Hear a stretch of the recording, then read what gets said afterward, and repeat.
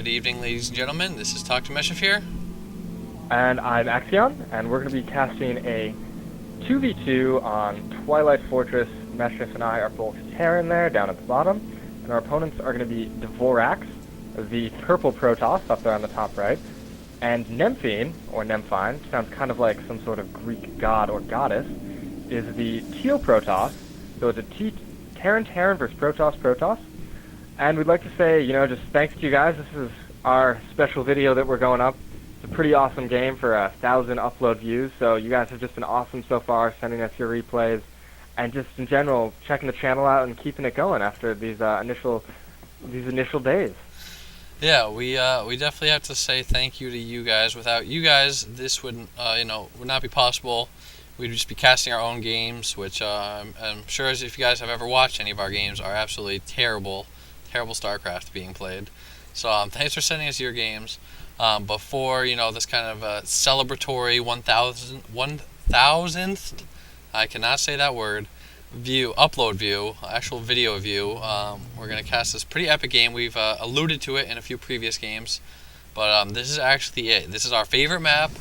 We really like having the in-base expansions, and TNT versus PNP, sounds like an 80s rapper, is a pretty sweet matchup. As you guys will see, as you can imagine, the units, Terran vs Zerg is considered, seems to be considered often to be like one of the best matchups, but I think that Terran vs Protoss can be really interesting, and as you guys will see, this game is going to be pretty awesome. Yeah, it looks like we have 2 gateways going down, one for each of our opponents there, in their little top section, as we are busy walling in our ramp.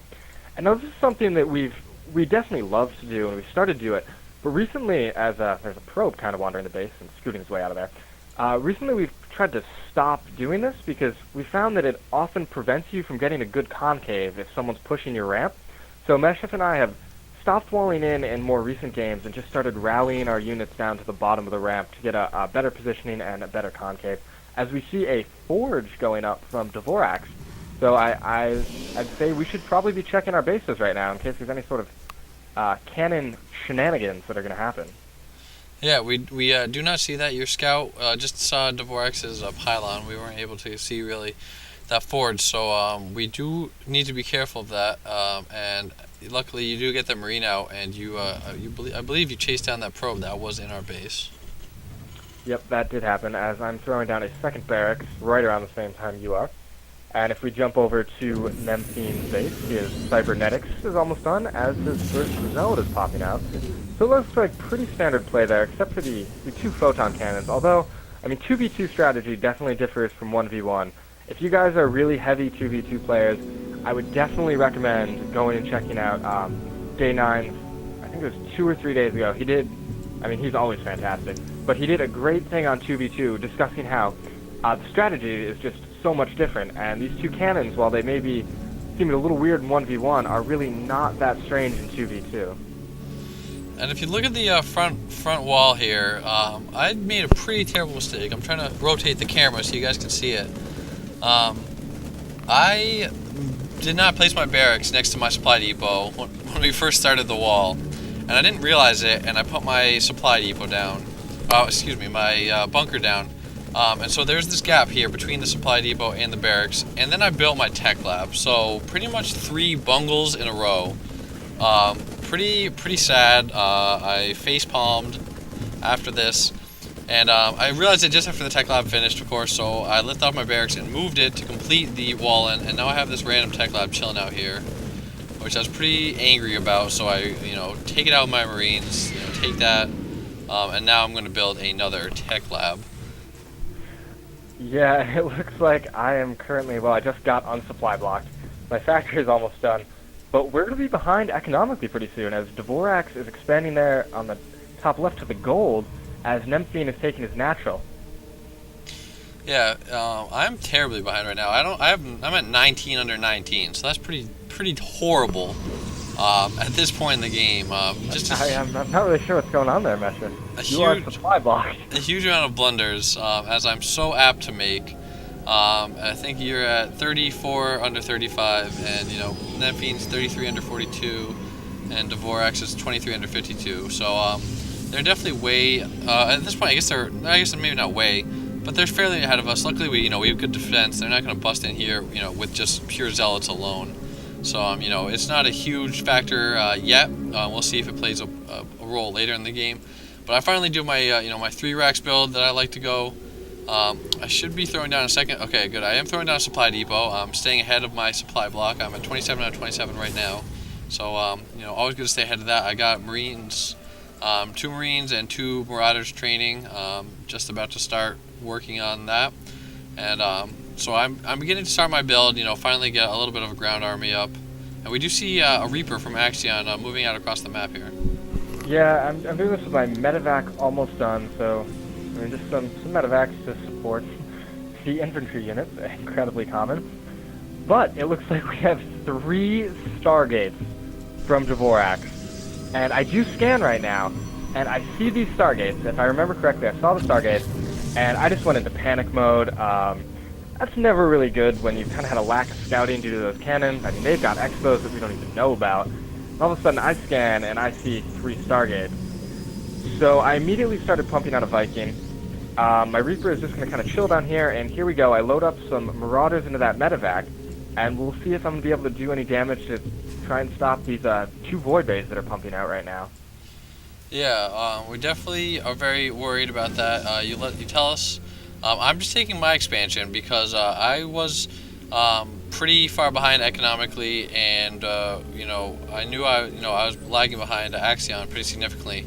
So I decided I would get the the early command center, early expansion, actually getting the orbital command, and I Maynard over a bunch of SCVs. In case you guys don't know, Maynard just means to transfer, popularized by HD StarCraft, I believe, is the one who really likes to use that. And so yeah, if we take a look at my dropship, it's just kind of chilling out at the moment by this Reaper. It really needs to get going. I mean, time is of the essence in the truest sense of that word, although Dvorak is supply blocked, pumping out a carrier. But here it goes. I'm sending in this dropship, and I'm going to be trying to snipe these pylons powering the Stargate. Yeah, this is really awesome play. You stim and you move right up here next to this pylon. These probes are attacking you with all they've got, but they can't really get in good position. You snipe that one pylon, and then you pick up and move off, and you drop right over here and begin firing down this pylon immediately, which is really awesome play, because this is going to depower these 3 carriers that would have essentially ended the game right there if they had gotten these carriers out. Yeah, I did lose the dropship, a little bit of a misclick there, but you know what? I powered that down, got those carriers to be delayed, so we're able to pump out some Vikings. I have 2 Vikings on the way on a reactor starport with a reactor going down on my 2nd starport.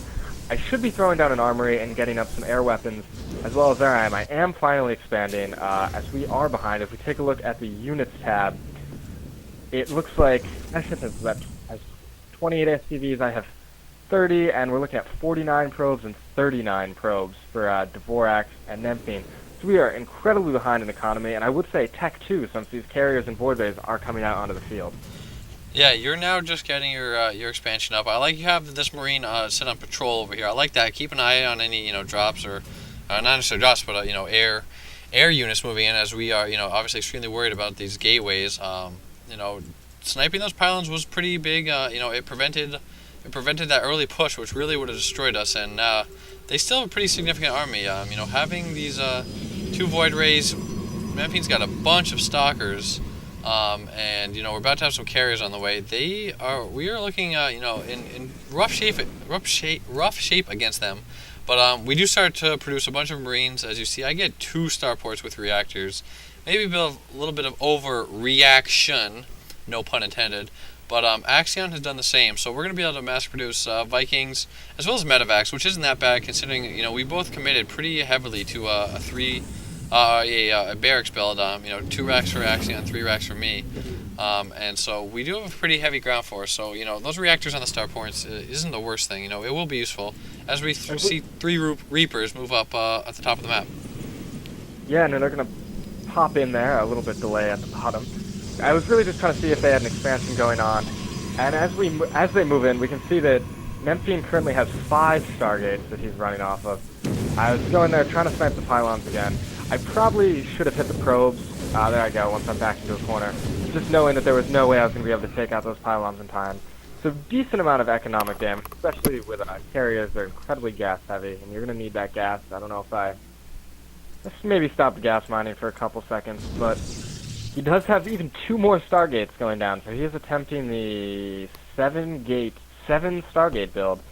As he does have an expansion, a little ninja expansion, going up at my gold over there, and that's really just, it's risky, but he tried it, and looks like I'm also moving some Vikings out at the moment.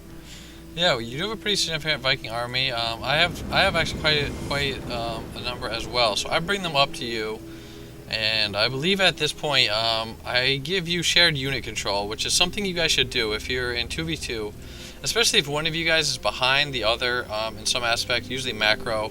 I'm pretty far behind macro-wise right now. I've got plenty of resources, as you can see, and I've got the production facilities, so I need to focus on producing units. So I give him shared control, so he can focus on, microing this battle and, sniping this expansion as we do drop in here and are going to be able to take out this Nexus pretty easily before he can move out his forces.